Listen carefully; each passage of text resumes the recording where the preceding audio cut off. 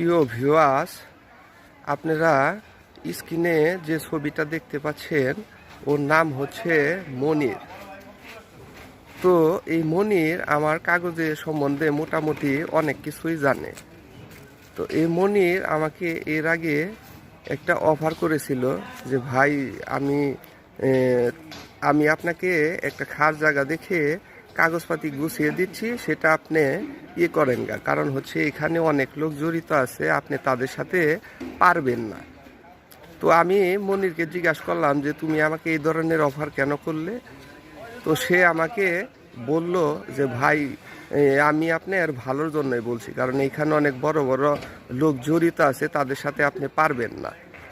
সে আমাকে এটাও বলছে যে আমার যে কাগজের আছে এটা নাকি পাকিস্তান আমলের এক বিখ্যাত লোক এটাকে বলে একটা জাল এন্ট্রি করে রাখছে। সে আমাকে এটাও বলছে, তার সব ডকুমেন্ট আমার কাছে আছে। তো এই মনির আমাকে এটাও বলছে যে ভাই ওদের তো আসলে কোনো কাগজপাতি নাই। তো তো আমি মনিরকে বললাম যে ওদের কাগজপাতি নাই, ওদের কাগজপাতি থাকার কথাও না, কারণ আমার দাদা তো কখনো কারো কাছে জায়গা ওইগুলা বিক্রি করে নাই।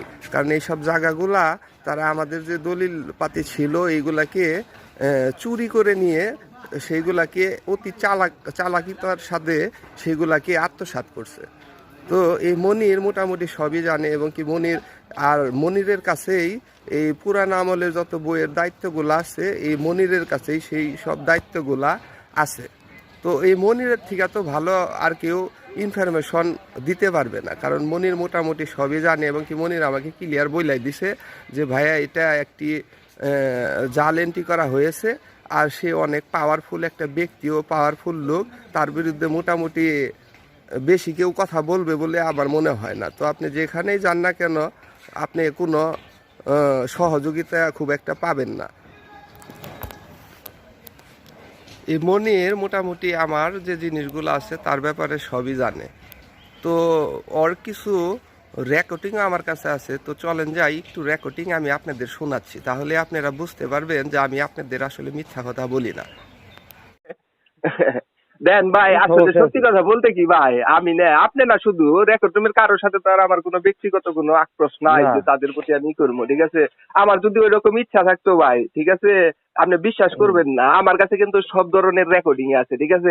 আপনি যেই দিন আমারে বললেন ওই যে যে ওই বইয়ের পাতা কাইড়া নিয়ে গেছে গা, তারপরে এটার মধ্যে অনেক দালাল জড়িত, আপনার ভাই এটা খার জায়গা আমি ব্যবস্থা করে দিই না, কিন্তু সব রেকর্ডিং আছে আমার কাছে, কিন্তু আমি কিন্তু তাদেরকে এগুলা দিই নাই। কেন দিই নাই জানেন? কারণ আমি চাই না যে আপনাদের একটা নাম খারাপ হোক। ভাই শোনেন, আমি তো কথাগুলো বলছিলাম আপনার সুবিধাতে, বুঝলেন নাই? না সেটাই ভাই, ঠিক আছে। আর আমি জানি যে আপনারা আমাকে চান সহযোগিতা করতে, আসলে কি আপনাদের তো নিরুপায় আমি জানি ভাই, ঠিক আছে, যে সবাই রে এইভাবে ট্যাগ করে রাখছে হে কি জানে না, আমি জানি ভাই আপনারা সবাই চান যে আমাকে সহযোগিতা করতে, আসলে পারেন না তো, হাত পাও বাঁধা কি করবেন আপনারা।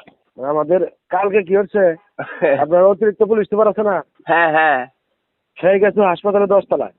আমার ছোট ভাই হাসপাতাল রয়েছে, এখানে গেছি, হ্যাঁ এখানে হ্যাঁ গেছে যাই না, হ্যাঁ হ্যাঁ এখান থেকে আমার টাইটার স্যার ধরে নিয়ে এসে আমার অভিযোগ যাই। তাই নাকি? পরে ও আমি যাই কি এগুলো অনেকই হইতেছে আমার, মনে করেন যে এইসব জিনিস নিয়ে অনেকই হইতেছে, ঠিক আছে। পরে আমি তবে আপনাদের অভিযোগ রেকর্ড রুমে বেশ কয়েকজন আমারে অনেক করে, মানে সহযোগিতা করতে চান, আমি জানি ভাই, ঠিক আছে। আসলে এত লোক জড়িত ভাই, যেটা কি বলবো। যোগাযোগ হইতেছে না। আমি তো খুব জোরাজোরি বলছিলাম, ঢাকা ঢোকা দিয়ে টেস্ট করাইলাম ছোট বাইরে।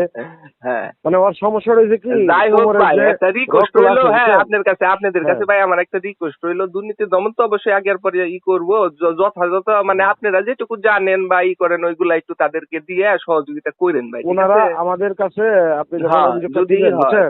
হ্যাঁ, না শুনেন অভিযোগ দিছি ভাই, তো ওটা রিসিভ কপি নিয়ে বসছি, এটা মাসবি উনি আগের পরে উনি অভিযোগ যখন হবে। ওনারা যখন আমাদের কাছে ডকুমেন্ট চাবে, বুঝছেন? হ্যাঁ হ্যাঁ একটু দয়া করে যে ভাই, আমি জানি ভাই না আপনারা অনেকেই অবগত আছেন জিনিসগুলা, ভাই ঠিক শুনেন, আছে। আমি আপনার বলি, দুর্নীতি দমন কমিশন যখন ডকুমেন্টটা চাবে আমাদের কাছে, বুঝছেন, হ্যাঁ হ্যাঁ হ্যাঁ হ্যাঁ তখন অফিস না দিয়ে তাদের উপায় নাই। না না এর লিগে আমি দিছি ভাই, আমি জানি আপনারা নিরুপায় ভাই, চাইলে তো সবকিছু আপনি চাইলেও আপনি দিতে পারেন না, আমি জানি ভাই। মানে কাজের চাপে প্রেশারে থাকবেন লাগে সবসময় ভাই। যাই হোক ভাই, যদি হয় আপনাদের একটু দেখেন, ঠিক আছে। বিশ্বাস করেন আচ্ছা ভাই, আল্লাহ আমি হাফেজ। আপনাদের কারো খারাপ চাই না, আমি যদি চাইতাম যে আমি তো আপনাদের কইলাম সবকিছু রেকর্ডিং আমার কাছে আছে। আপনি এইটাও তো আমার যে বললেন যে ওগো কাগজপাতি নাই, আমি জানি ভাই ওগো কারোই কাগজপাতি নাই, কারণ আমার দাদা তো কোনোদিন বিক্রি করে নাই। ভাই শুনেন হুম। খেলাধুলা মনে করেন যে ব্রিটিশ পিরিয়ডের মনে করেন যে আমি হালায় জানি মাস্টার। ভাই না এই পাকিস্তান আমল থেকে 2 নাম্বার হইতে হইছে না, আমার না হ্যাঁ। জানা কিছু না, এবং কি আমার পাশে মানে আমার যে বাসা এই জায়গা থেকে তো একজনে 15% খাইছে, এটারও ডকুমেন্ট আমার কাছে। এই যাই হোক ভাই আমি তো হসপিটালে বেরিয়ে যদি হ্যাঁ। অফিসে যাই তাহলে ফোন দেবেন ভাই। না হিদাই ভাই, আপনার কাছে রিকোয়েস্ট রইলো, মানে তদন্ত হওয়ার আগে যদি কিছুটা কাগজ আমাকে গুছায় দিতে পারেন তদন্তে আসবো আমি আপনার খুশি হবো ভাই। মিরাজ স্যার আসবো বুঝছেন। হ্যাঁ হ্যাঁ মিরাজ স্যার দুদকের থেকে মিরাজ স্যার তদন্তে আসবো, আসলে আমি ওনার সাথে কথা বলবো নি আর হ্যাঁ, বিস্তারিত হ্যাঁ। যা প্রয়োজন জিয়ার স্যারের হ্যাঁ ভাই, মাধ্যমে কথা আপনি বলে একটু দেখেন ভাই, আপনার প্রতি আমার আস্থা আছে, বিশ্বাস করেন ভাই। অসুবিধা আপনার নেই, যে আর যদি ঝামেলা তদন্তে ওদিকে আমাদের আমি কিন্তু কাছে আসে আপনাদের ভাই, কোনো বুঝছেন? ডকুমেন্ট তাদেরকে দিই না। আমাদের কাছে যদি তদন্তের রিপোর্টটা আসে যে হ্যাঁ তদন্তের হ্যাঁ রিপোর্ট প্রয়োজন হ্যাঁ হ্যাঁ তাহলে আমি বাইরের সাথে সাথে ফোন দেবো ভাই এই ব্যাপার তদন্তের রিপোর্ট আসতে আপনি আসেন। হ্যাঁ হ্যাঁ হ্যাঁ, একটু দেওয়ার ব্যবস্থা করেন ভাই। হ্যাঁ হ্যাঁ ইনশাল্লাহ ভাই। আচ্ছা ভাই, আসসালামু আলাইকুম। আমি গেলে দেখা করবো নি ভাই, আপনি তো আসবেন কয়েকদিন পরে অফিসে। হ্যাঁ তো কালকে এসে পড়বো। হ্যাঁ হ্যাঁ, দেখা করে কথা কমুনি ভাই। আচ্ছা ভাই। আচ্ছা ঠিক আছে ভাই, আসসালামু আলাইকুম।